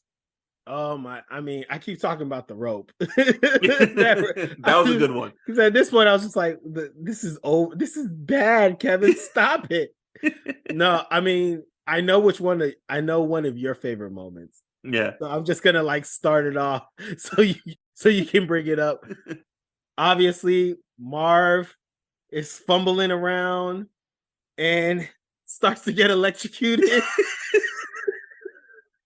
and first he's going, oh, oh! And then he starts turning it, and then he becomes a skeleton, bro. Oh man, I'm telling you, I remember my dad took me to see this movie, being in the movie theater, and we both were just like laughing, like because I remember my dad loves the scene in Home Alone 1 when Marv gets the spider on his face and he starts screaming. So like we were both laughing, but I tell you what, when Marv turned to that skeleton, man, I thought I was gonna choke to death. Like just the right amount of like out of this world silly, because like the scream, that's a scream of like pain. He's like, oh, oh, oh.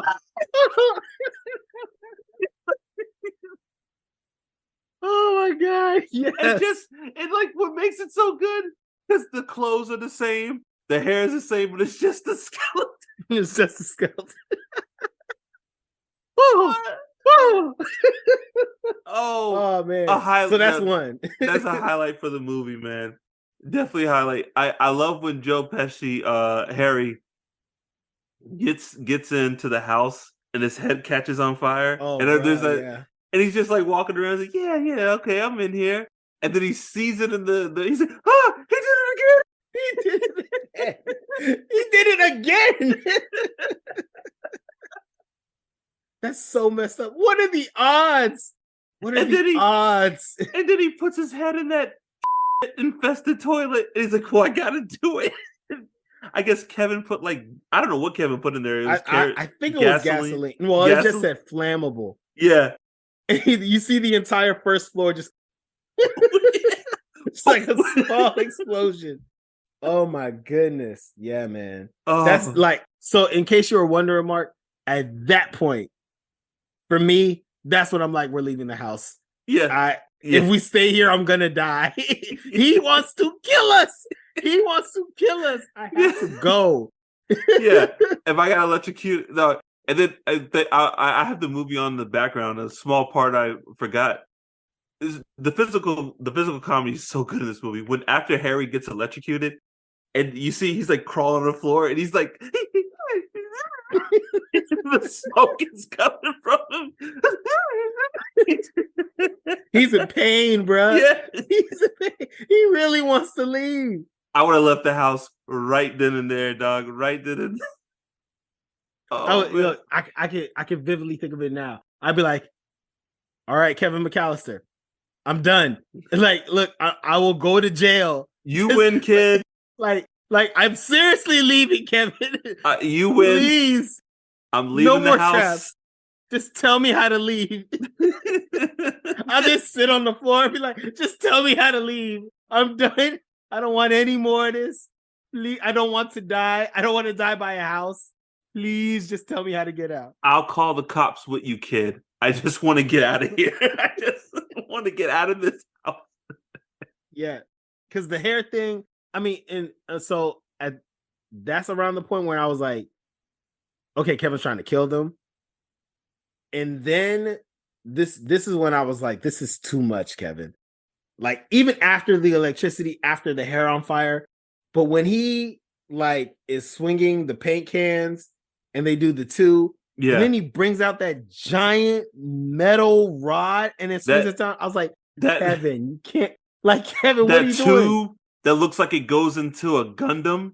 That's like 8-foot tube. And it just swings and hits both of them. They fly off the stairs through the hole on the first floor and land in the basement. And then Kevin has the nerve to cut the tube and have it drop down on their chest. Joe Pesci has a great moment there because when because that paint can scene in the first one was a great moment. So you're definitely going to repeat that. But when they're on the ground and they get hit by the tube, and there's a moment where Kevin cuts it, and Joe Pesci just has he's just he sees it coming. He's like, oh no, oh god, God no, please. and granted, I don't know how old I was, maybe 5, 6. I just remember thinking enough, Kevin. Enough. It's enough. It's over, Kevin. No mas. You did it. You did it, Kevin. You're done. I remember watching a thing on YouTube, and it was a doctor analyzed Home Alone, and it's dog, they don't get it past the bricks. Yeah, the movie's over. Do they even get past the movie's bricks? Over? After the bricks, there's no more movie, dog. It's head trauma, concussions, brain swelling. Death. Death. I don't care what the doctor says. You getting how many bricks? 4 bricks thrown at you on the top of the dome from the 3rd floor. No, that's death. The only one I remember laughing at it as a kid, but the tool chest one, it doesn't hit as hard as it did when I was a kid. I don't know what it is, but I was just that's all right. Yeah, all the other traps, they had me, but that one I was like, eh. Yeah, I kind of just breezed through that one too. Yeah. So I mean, they still continue to chase after Kevin, even through the truly lethal death house. And can I say this? Mind you, I'm pretty sure one of them has a gun. on them. Yes. So even Harry has a gun. I would just be shooting randomly, like up at the ceiling, like, so please Kevin knows. die, you evil child. Please, yes, indeed. And so they still chase after. So this is after the kerosene rope. Like Kevin, like gets away, and they still chase after him. At this point, all logic's out the window. Like it's all revenge. Like even if I go to jail, this kid's dying tonight. Like yes, because he did it again. He did it again to me. Like he has. I don't care what happens to me. This kid has to die. He gotta die tonight in 2 years. Nah, man. So but the kerosene, that was a highlight. That was a you know what's funny about that whole scene, because Kevin gets down the rope, and then they see him down there, and it's like it's a flip of the whole treehouse scene. Treehouse, yeah. He's gonna call the cops from a treehouse. Yes, yep. But then I love it because like I'm with Marv 100%. When he gets up there, he's like, "Suck brick, kid," and he tries to hit Kevin with the Oh yeah. I would have done that too. Please believe. Realistic moment in the movie. May not even have been in the script. It's just like, yo, off of principle. John, I have to do it. I gotta hit this kid with a brick. But he's like, "What's that smell?" He's like, "It's kerosene. The rope's soaked in it." He's like, "Well, why would anyone put a rope in kerosene?" And then Kevin lights it up. Yeah, that's like, no, Kevin. Like, no, man. Could you imagine? You're gonna burn this block climbing down. a rope, just seeing someone light it on fire, knowing it's soaked in kerosene. Like, oh nah, bro, that's all bad. That is all bad. We didn't even talk about the staple guns. Oh god, oh yeah. My goodness. But then they chase him into Central Park, and I don't know why Kevin feels like he has to be Batman and not tell the cops what's happening. He's like, "Oh, there'll be fireworks, and you'll find them." Like, no, I'm Kevin McAllister. My dad, the mob behavior. boss. Yeah, the mob boss. Learn behavior, Mark. That's you don't go to the cops, Kevin. You don't ever. You never go to the cops. You handle your own problems. We don't talk to cops, Kevin. You're a McAllister. That used to mean something in this city. They used to fear the name McAllister. You bring that fear, Kevin. No, I think we just discovered like the backstory to all this. It makes so much sense now. Yeah, absolutely. Kevin's no rat. He's no rat. Yeah. Like, hey, look, I may be an obnoxious 10-year-old, but I ain't no rat now. I ain't no rat. Like, come on. They raised me right. So Kevin calls the cops and he goes to Central Park, and ice gets him. The elements get him, and he slips, and so like Harry and Marv take him to the park, and like I get it. They're like, no, we're gonna take him to the park and we're gonna shoot him, and then we're gonna go home. It's 90s New York. That's a great plan. It's a great plan. They even have time to hide the body. Like it's 90s New York Central Park. They got all the time in the world, dog. Yeah, like, that's one of the smartest decisions that they made. It should have been foolproof, honestly. Sound plan. But then the pigeon lady shows up. She won the day with bird seeds. Seeds. I'm not gonna lie. Marv's yell here. I would have done the same thing. His panic of knowing all the infestation that's all over it. Do you think he's even worried about the actual pecking, or he's just like, no, flying roaches. Flying roaches all over me. And you hear Pigeon, she's like, Kevin, run. She's like, because she knows this is about to be nasty. And your young immune system can't handle what's about to happen. Cannot handle the swarm, the army of Central Park pigeons. Oh, that might have been the worst prank out of all of them, because that one's gonna laugh. Oh, like head on the brick, that's a concussion. But hundreds of pigeons pecking on your face, whatever comes from that is gonna last a lifetime. Yeah. And then That's you why could, there's no Home Alone 3 and or none with the McAllisters. you know Marv knew what was coming because he's like, shoot her. It's a lady with a bucket of birdseed. He's like, shoot her, shoot. Hey, at that point, hey, Marvel's done. At that point, though, he like, yo, anybody can get it. And Yes. oh man, but so they get caught, and Kevin reunites with his mom at Rockefeller Center, and of course, because he's a McAllister, it all works out. They get the biggest hotel room I've ever seen in my life, dog. I've never seen a hotel room with stairs. Yo, yes. Stairs. Now, I'm just talking regular stairs. This hotel room not only had regular stairs, it had like a wraparound castle. Like, I don't even feel like it should be called stairs. It's like a still escalator. Like, it just was like an immaculate looking creature. And like, it was I've never 2 levels with like 7 huge bedrooms. Like, what? Dude, and it could fit a Christmas tree. Like not just like a 15-foot tall Christmas tree with room to spare. Still, it didn't even touch the ceiling. Facts. Dog, I don't know what. I think it had a living room and a family room. You know what I'm saying? Like, and Tim Curry knew. He's like, "Oh, madam, we'll get you the finest room." He's like, "The McAllisters are here. Please." He's like, "We gotta get, we gotta set them up. The McAllister family's here."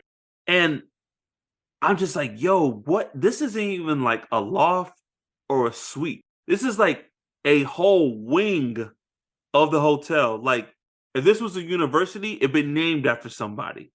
Yes, it's a whole facts. like big facts wing." And I'm just like, "Yo, this." And they're all like, "Yeah, this is," and they got enough room that what's his name's got his own bed because everyone's afraid to sleep with him, and he's got his own bruh, not even a king. This man's it's an Alaskan king. I don't know, pop culture. I don't know if you know what Alaskan king is. It is the bed of beds. It is the I Goku didn't even know of beds. They made an Alaskan king. I know California king. I ain't never heard Alaskan king. This bed is an Alaskan king size bed. I'm assuming it is. It's huge. I'm like, realistically, Nels, not even in 92. How much do you think a night in this mansion suite is? Bruh, one, how dare you? How dare you even ask the odd? Like, that is an odd, like 20,000. Yeah, I'm with you. 20, at the least 20,000 a night.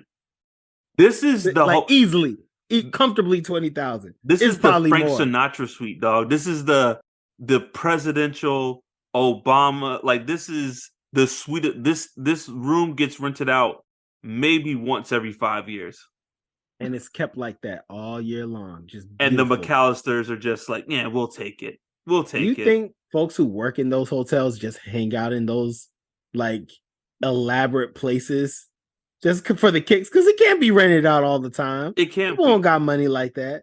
But God forbid you're the guy who's messing around in there when the McAllisters come to stay in there. Not I. Nope. Not I. Even Kevin's like hotel room, his like little small hotel room was nice. The dude had a personal chef make his Sunday for him. Yeah. I ain't never seen that before. Yeah. But so they're all together. Mr. Duncan gets his little note from Kevin. So wait, I'm pretty sure that was Mr. Duncan who delivered the presents, right? It was, yeah. Okay, all those presents came from Mr. Duncan. That's what I thought. I don't know why this has always stuck with me when Mr. Duncan's reading Kevin's note. He's like, "I'm sorry I had to break your window to catch robbers. I'll send you some money. P.S. Kevin, thanks for the turtle doves." And he's like, because he's rich and he doesn't care about anything. He's like, "Turtle doves." He's just like, "Way to go, boy. Turtle doves." It's like, yo, you don't care about like, where's the money? Did it get returned to the children's hospital? He's like, "Oh." Well, they did say he got the money back. Okay. We got the money back, so he's good. That's why he was so calm, Mark. This is a rich man. He care about the money. He heard that and then he started going a little airy about turtle doves. Yeah. But I don't know if you ever had this thought. This is one of the things that happened after my rewatch. When I saw those toys and saw that it came from Mr. Duncan, I was like, huh, did he use the whole, like, the hospital money to give all these folks these toys? I'm just saying, bruh, there was a lot of toys. This is There what, were a lot 14 of toys. people in the family? It was a lot of toys. But here's the other thing.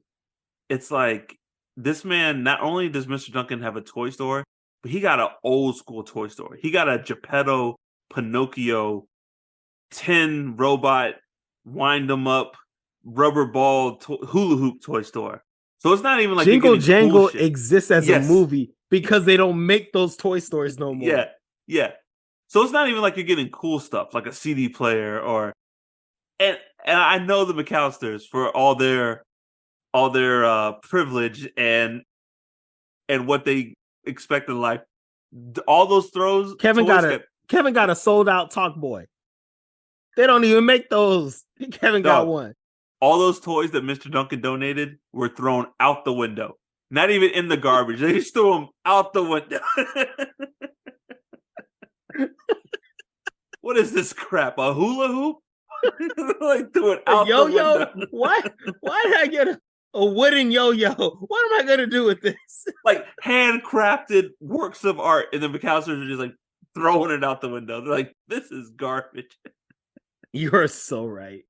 Cause like, what did Kevin bought like 2 things. He had the entire toy store at his disposal and all the money in the world and bought like 2 things. Like, I know he's frugal, but he ain't that frugal. Like, they want that many good options for him.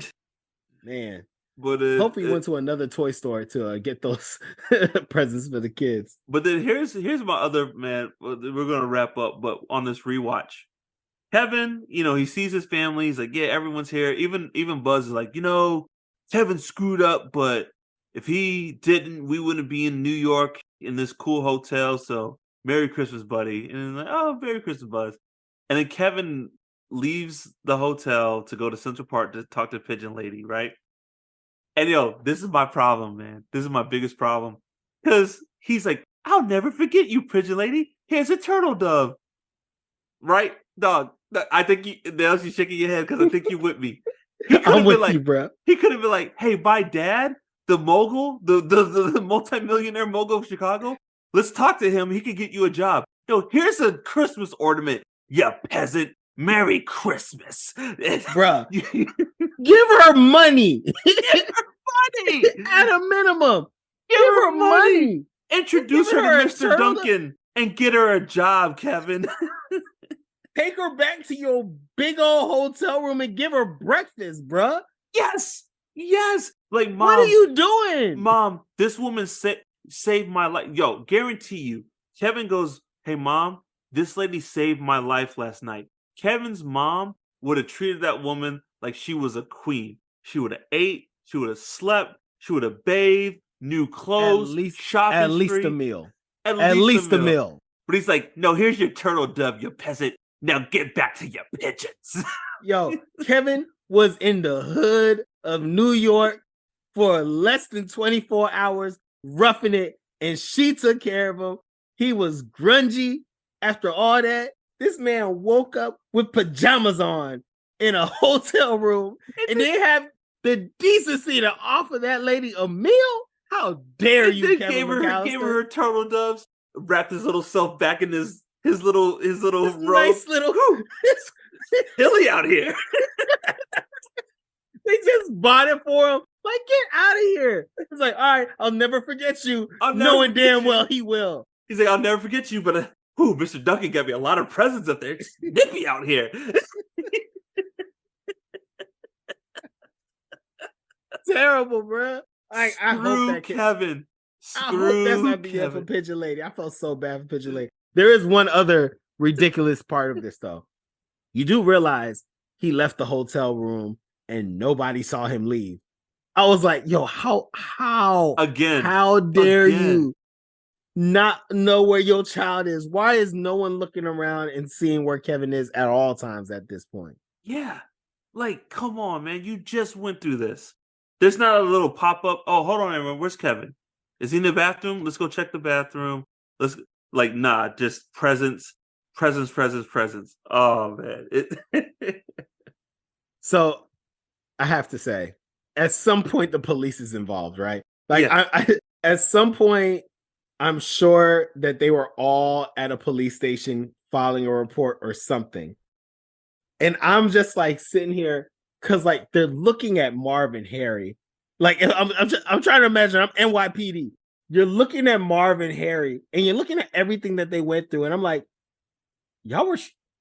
He was trying to kill you. He was trying This to little murder child y'all. was trying to kill you. I can just imagine Kevin sitting in like the room, like the interrogation room. I'm sure he was like R. Kelly, like, hey, is this camera on me? I was fighting for my life. They tried to kill me a year ago. You gotta understand. I was trying to survive. Like I could just Dog, imagine he came with that energy. I tell you what, man. If I'm Marva Harry, I'm when I get out of jail, I'm finding Kevin and it's turning into the strangers. Like it's a problem, dog. And the whole family's getting it, dog. I'm like everybody's getting it. Like everybody's getting it, dog. And then after when I'm done, I'm going to New York and I'm handling things with Pigeon Lady. Oh, why Pigeon Lady gotta get it? Yo, she gotta get it. And then that old man who hit me with the shovel gotta get it. They all there's a list, dog. It's like Kill Bill. There's a list that I just gotta go through all of it. Bruh, oh my god. Yo, do you know how long it'll take just to get all the McAllisters? Oh, they all gotta go. Uncle Frank, Buzz, they all gotta go. The whole family. And Kevin's the last one. Kevin's the last one. See, that is very unwise. Kevin needs to be the first one. You don't know what you think he's gonna if you start killing his family slowly, Yeah. do you know what he has planned for you at the end of that? That's not a wise decision, man. But yo, here's the to wrap this all up, right? Here's the kicker.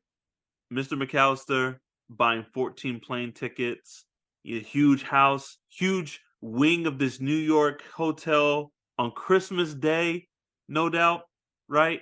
Gets Kevin's room service bill for $900, which mind you, back in 1992, that's a lot of money. It's but a lot of money in 92. Loses it. He loses it. Kevin, you spent $900 on room service and tipped the help. Like he loses it. Tip. Kevin. How dare you? Yo, could have lost. Look, I get it, right? That's a lot of money. Even in nowadays, if my kid spent $900 on room service, but like you did, he was lost in New York, right? He was lost in New York. That is accurate. He took it upon himself to get a hotel room. Like, I'm like, all right, it's Christmas. It's Christmas, honey. This is what Kevin did. I'm gonna go on a walk because I gotta cool down. It's Christmas. I ain't trying to ruin Christmas for everybody. But come tomorrow, me and Kevin is handling this. But Christmas, everyone enjoy yourself. Like, do you get upset at Kevin, or do you appreciate Kevin for picking a nice hotel? Like he has the taste to be like, I should stay in this kind of hotel. Or are you mad at him that he didn't stay at a Holiday Inn? Look how you raised this kid. You live in a mansion. You're going to Paris and Florida just because you feel like it. He only knows the finer things, Nels. He doesn't. Yeah. Kevin probably doesn't even know what a Holiday Inn is. He's like, what Motel 6? What? How foolish of me! Continental breakfast? he doesn't even know what continental means. He's so above all that. He's used to room service. He knows what room service is. He knows what room service is. Of course. How foolish of me. In Home Alone 1, he was upset. In Home Alone 1, this man was upset that he didn't have his personal cheese pizza after his dad ordered 50 pizzas. And he's like, where's my personal cheese pizza, Buzz? Like, Kevin only knows the finer things in life. So you can't be mad at him. Dog, can you It's true. imagine being 8 years old and being like, "Hey, mom, where's my personal cheese pizza?" Like,